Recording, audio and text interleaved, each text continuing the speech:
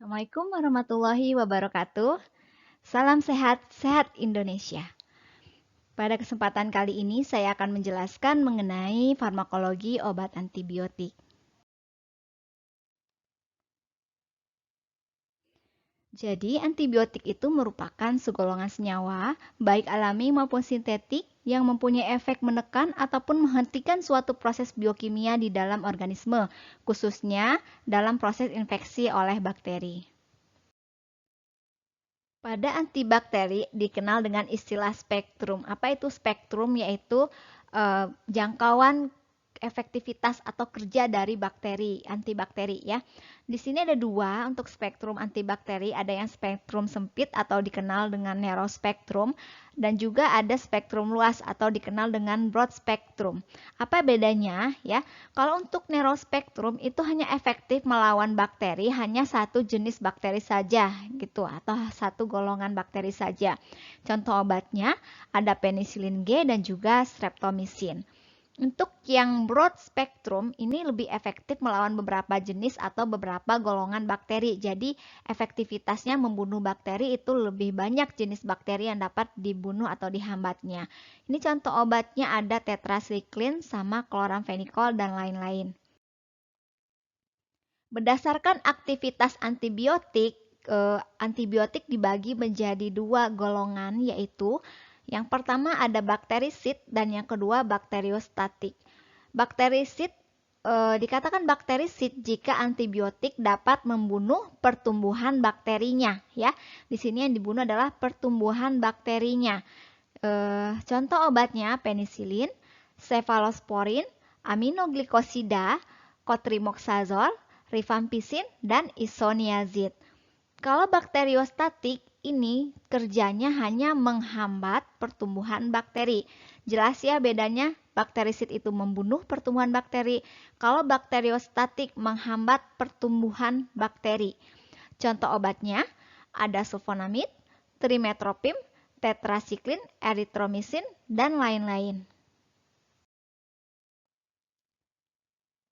Pada penggunaan antibiotik dikenal istilah resistensi, yaitu kemampuan suatu bakteri untuk tidak terbunuh atau terhadap pembunuhannya oleh suatu antibakteri.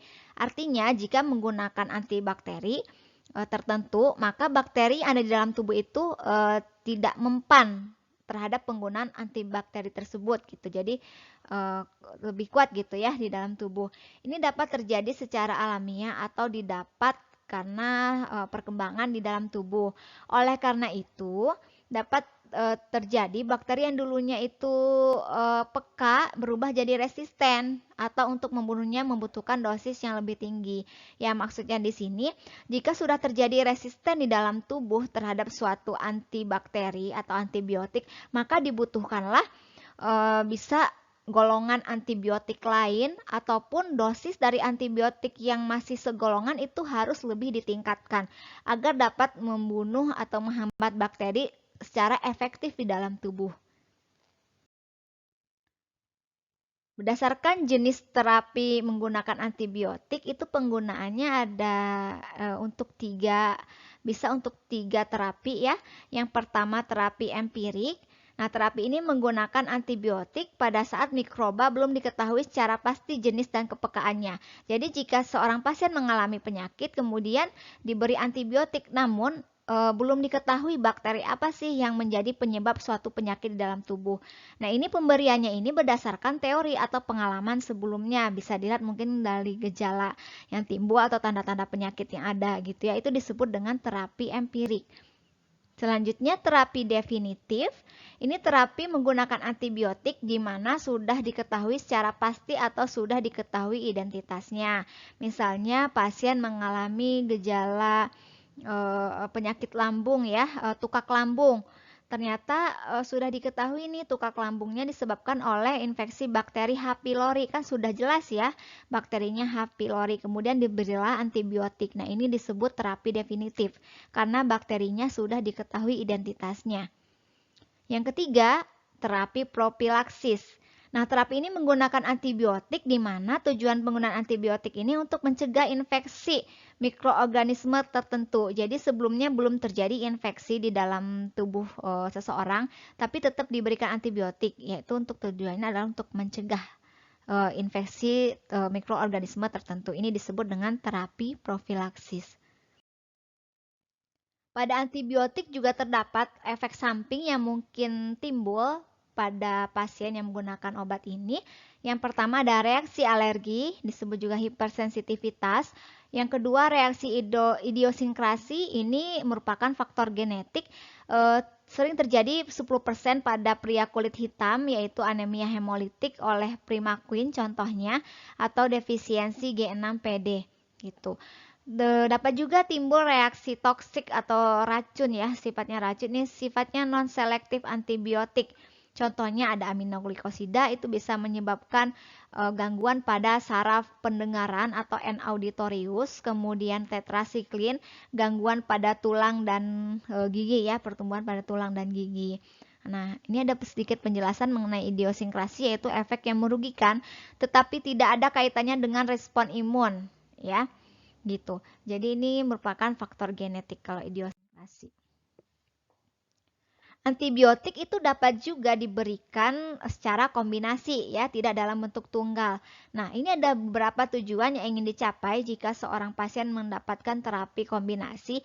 Yang pertama yaitu untuk mendapatkan efek yang sinergis. Jadi, sinergis di sini maksudnya efek obat yang satu dapat mendukung, mengoptimalkan efek dari obat yang lainnya. Itu disebut dengan efek sinergis. Jadi efektivitasnya semakin optimal atau meningkat gitu ya. Ini contoh obatnya adalah sulfamethoxazole yang dikombinasikan dengan trimetoprim. Yang kedua, untuk mengurangi terjadinya resistensi. Contohnya pada pengobatan TBC ya. TBC itu kan dikenal menggunakan antibiotik yang cukup banyak ya, lebih dari 2 tentunya. Nah, ini kenapa digunakan kombinasi obat yang begitu banyak untuk terapi TBC, yaitu tujuannya untuk mengurangi terjadinya resistensi karena penggunanya juga kan cukup lama ya, sampai 6 bulan gitu. Yang ketiga, pada infeksi berat yang belum diketahui penyebabnya. Jika seorang pasien mengalami infeksi yang berat, itu kan tentunya harus cepat dilaksanakan, diberikan terapi. Nah, diberikanlah terapi secara kombinasi, ini tujuannya agar spektrumnya itu lebih luas sehingga dapat membunuh atau menghambat infeksi bakteri yang ada dalam tubuh. Kemudian pada infeksi polimikrobial ini juga sering digunakan terapi kombinasi, artinya bakteri yang menjadi penyebab penyakit pada seorang pasien itu banyak gitu ya, golongannya atau jenisnya gitu. Jadi dibutuhkanlah terapi obat secara kombinasi. Ini golongan antibiotik berdasarkan mekanisme kerjanya itu digolongkan menjadi 3. Ada yang kerjanya menghambat sintesa dinding sel. Contoh obatnya golongan beta-laktam dan polipeptida. Yang kedua, penghambat sintesis protein, yaitu golongan aminoglikosida, kloramfenikol, tetrasiklin, eritromisin, dan klindamisin. Yang ketiga, antagonis PABA, para aminobenzoic acid, contohnya golongan sulfonamid. Dan ada obat lainnya yaitu quinolone, nitromidazole, dan trimetoprim. Ya, itu untuk golongan sintesis PABA ya, sintesis protein. Selanjutnya golongan yang ketiga berdasarkan mekanisme kerjanya ada golongan sulfonamida atau antagonis PABA. Contohnya itu sulfa ya. Secara struktur kimianya ini mirip dengan PABA ya obat ini, sehingga dapat menduduki tempat bergabungnya PABA dengan asam dihidropetroat dalam mesintesis asam tetrahidrofolat yang selanjutnya akan disintesis menjadi asam folat. Asam folat ini selanjutnya digunakan sintesis DNA atau RNA pada bakteri.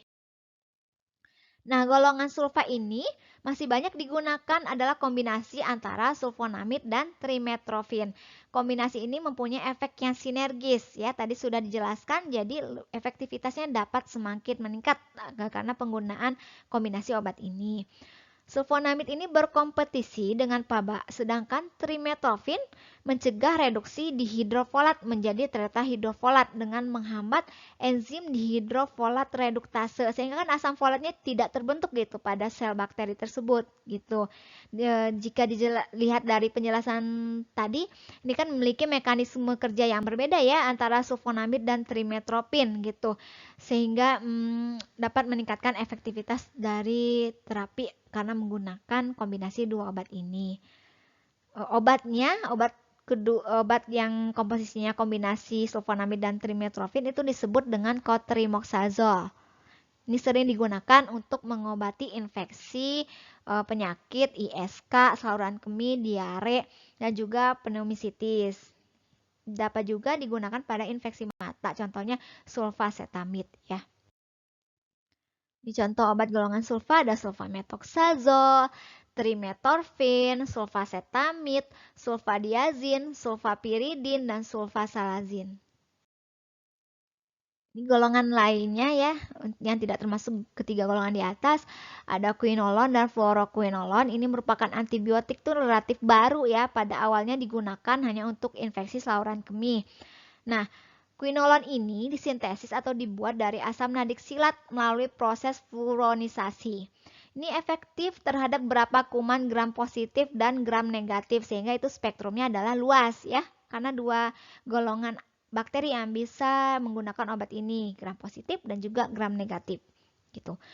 Efektif untuk infeksi saluran kemih. Selain itu juga efektif untuk diare ya, untuk yang penyakit infeksi saluran pencernaan, salah satunya diare yang disebabkan oleh Shigella, Salmonella, E. coli atau Campylobacter. Mekanisme kerja dari quinolon ini adalah menghambat enzim DNA girase yang sangat efektif untuk replikasi DNA dari bakteri, sehingga pembelahan bakterinya kan tidak dapat dihambat gitu. Ciprofloxacin ini merupakan prototipe golongan ini, contohnya adalah levofloxacin. Ya, itu adalah penjelasan mengenai farmakologi obat antibiotik. Mudah-mudahan dapat dipahami oleh semuanya. Saya akhiri penjelasan mengenai antibiotik. Assalamualaikum warahmatullahi wabarakatuh.